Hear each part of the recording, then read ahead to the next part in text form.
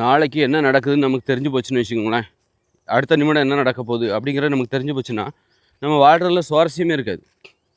நாம் ஏன் நாளைக்கு என்ன நடக்க போகுதுங்கிறத நடப்பதை நாம் தீர்மானிக்க முடியும். இது நடக்கணும். ஆனால் எது நடந்ததோ நம்ம வாழ்க்கையில் அதை நாம் தான் தீர்மானிக்கிறோம். அது ஒன்றும் தானாக நடக்கலை. அதை தீர்மானிப்பதற்காக தான் முயற்சி செய்கிறோம்.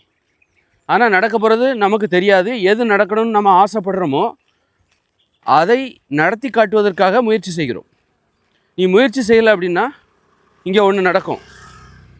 அது உனக்கு சாதகமாக இருக்காது, உனக்கு நன்மை தராது. உனக்கு நன்மை தராத ஒரு விஷயம் இங்கே நடக்கும். நீ முயற்சி செய்யலைன்னா அப்போ உனக்கு நன்மை தராத தீமை தான் உனக்கு நடக்கும். நீ முயற்சி செய்யலைன்னா உனக்கு தீமை தான் நடக்கும். அப்போ உனக்கு நன்மை நடக்க வேண்டும் என்பதற்காக நீ முயற்சி செய்கிறாய். உனக்கு நடக்க வேண்டிய நன்மையை நீ தீர்மானிப்பதற்காகத்தான் நாம் முயற்சி பண்ணுறோம்.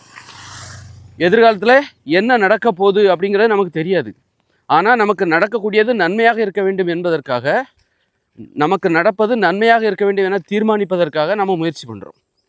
நடக்க போகிறது நமக்கு தெரியாது. இதுதான் நடக்கும்னு நமக்கு தெரிஞ்சு போச்சுன்னு வச்சுக்கோங்களேன், நமக்கு அந்த வேலையை செய்கிறதுல சுவாரஸ்யம் இருக்காது. நல்லதாக இருந்தாலும் கெட்டதாக இருந்தாலும் சரி, எப்போவுமே துல்லியமாக தெரிஞ்சிச்சுன்னு வச்சுக்கோங்க, இதுதான் நடக்கும் அப்படின்னு சொல்லிட்டு. அடுத்த நிமிடம் பாறேன் இதான் நடக்கும், இன்னும் பாறேன் 5 மணிக்கு என்ன நடக்குதுன்னு பாறேன், அது போலயே நடக்குதுன்னு வச்சுக்கோங்க. எல்லாருமே சொல்லிட முடியும்.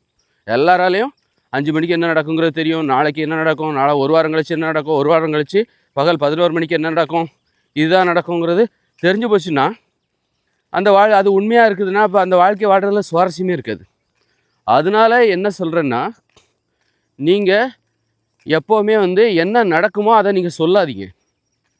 இப்போ நான் டாக்டர் ஆகுவேன், இன்ஜினியர் ஆகுவேன், அல்லது இதை சாதித்து காட்டிடுவேன், முதலமைச்சர் ஆயிடுவேன், அப்படி இப்படின்னு எதையும் சொல்லிக்கிட்டு இருக்காதீங்க. அதை நோக்கமாக கொண்டு செயல்படுங்கள். செய்ததை சொல்லுங்கள். உங்கள் நோக்கத்தை மனசுக்குள்ளே வச்சுக்கோங்க. மனசுக்குள்ளே வச்சுக்கிட்டு அதை செயல்படுத்துங்க. செயலில் காட்டும்போது அதற்கான முயற்சியை நீங்கள் பேசுங்க. நீங்கள் என்ன செஞ்சீங்களோ அதை சொல்லுங்கள். என்ன நடந்ததோ அதை சொல்லுங்கள். என்ன நடந்ததோ அதை பேச கற்றுக்கணும். நடக்க போகிறத பற்றியே பேசிகிட்டு இருக்கக்கூடாது. நடக்க போகிறத பற்றியே பேசி நடந்து முடிந்ததை வச்சு பேசவே மாட்டேன்றாங்க. நடந்து முடிந்தது எதுவுமே நல்லதாக இல்லை, பேசுகிற மாதிரியே இல்லை, பேசுகிறதுக்கு ஏற்றதாக இல்லை, எந்த வித சாதனையுமே நீ செய்யலை, நீ இதுவரைக்கும் செஞ்சது எதுவுமே பேசுகிற மாதிரியே இல்லை.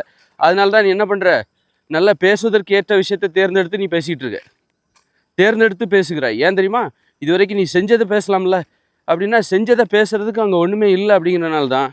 சரி, அதனால் என்ன தப்பாக நினைக்காதீங்க, குறைச்சி எடை போட்டுறாதீங்க, நான் செய்ய போகிறது மிக பெரிது அப்படின்னு நினச்சிட்டு செய்ய போகிறத பற்றியே பேசிகிட்டு இருப்பான்.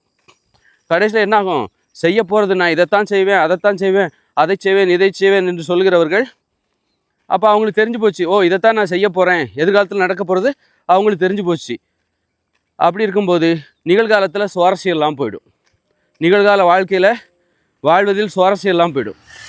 அதான் என்ன நடக்க போகுதுங்கிறத நான் சொல்லிட்டேனே, அதை செய்ய போகிறேன், இதை செய்ய போகிறேன், அப்புறம் தான் தெரிஞ்சு போச்சு, எல்லாருக்குமே தெரிஞ்சு போச்சு, அப்புறம் எதுக்கு நான் அதை செய்யணும் அப்படின்னு சொல்லிட்டு அப்புறம் எதுக்கு அதில் முயற்சி பண்ணணும், சுவாரஸ்யம் தெரிஞ்ச விஷயத்தை யார் செய்வாங்க அப்படின்னு சொல்லிட்டு அப்போ நம்ம என்ன செய்ய அப்படின்னு சொல்லிட்டு நமக்கு சுவாரஸ்யம் இல்லாமல் போயிடும், சோம்பேறித்தனம் வரும்.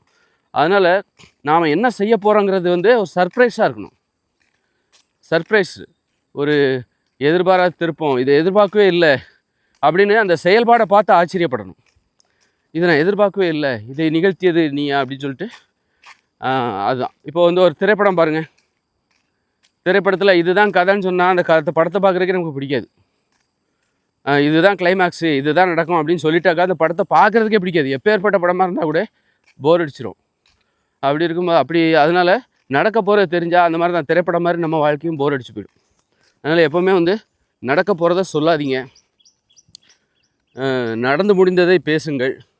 நீங்கள் என்ன செய்தீர்களோ அதை பேசுங்கள். நீங்கள் செய்ய போகிறதை சொல்லிக்கொண்டே இருக்காதீர்கள். அப்போ செய்ததை மறந்து விடுவீர்கள்.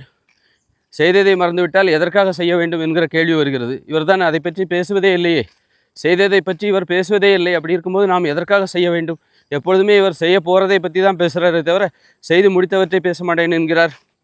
அப்போ நான் எதற்காக அதை செய்ய வேண்டும் அப்படிங்கிற கேள்வி சோம்பேறி ஆகிடுவீங்க. நம்ம நாட்டு அரசியல்வாதிகள்லாம் ஏன் செய்ய மாட்டேன்றானா, அதை செய்வேன் இதை செய்வேன்னு சொல்லி முடிச்சிடுறாங்க. அப்போ அதில் ஒரு சுவாரஸ்யமே இல்லை, எதிர்பார்ப்பே இல்லை. ஓ இவர் இதைத்தான் செய்ய போகிறாருன்னு சொல்கிறாரு, அப்புறம் நம்ம எதைத்தான் செய்ய போகிறோன்னு முன்கூட்டியே சொல்லிட்டோமே, அப்போ இந்த மக்களுக்கு சர்ப்ரைஸ் பண்ணுறதுக்கு எதுவுமே இல்லை, நம்ம செயல்பாடு எதுவும் சர்ப்ரைஸாக இருக்காது, எல்லாம் தெரிஞ்ச விஷயம் தானே, சொன்னது தானே நம்ம செய்ய போகிறோம், அதான் ஏற்கனவே சொல்லிட்டோமே அப்படின்னு சொல்லி அந்த செயலை செய்வதில் சுவாரஸ்யம் இல்லாமல் ஆர்வம் இல்லாமல் போய்விடும்.